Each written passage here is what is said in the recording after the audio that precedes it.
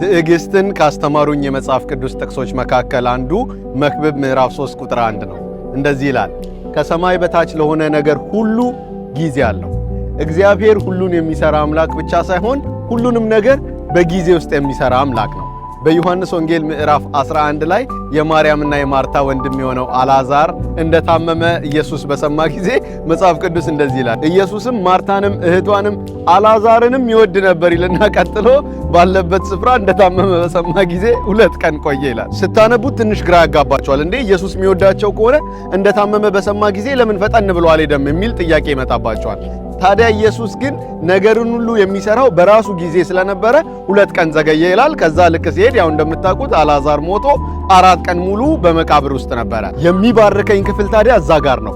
ማርታ መጣችና ጌታ ሆይ አንተ እኮ እዚህ ኖረህ ቢሆን ኖሮ ወንድሜ ባልሞተ ነበር አለችው። ማለትም ኢየሱስ ሊሰራበት ካለው ጊዜ ወደ ኋላ ወሰደችውና ወይኔ ኖረህ ቢሆን ኖሮ ብላ ማልቀስ ጀመረች።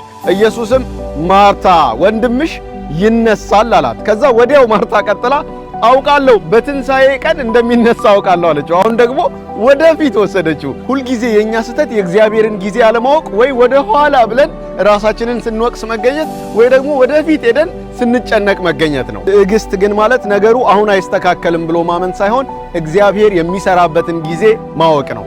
ምክንያቱም እርሱ ነገርን ሁሉ በጊዜው ውብ አድርጎ ይሰራዋል።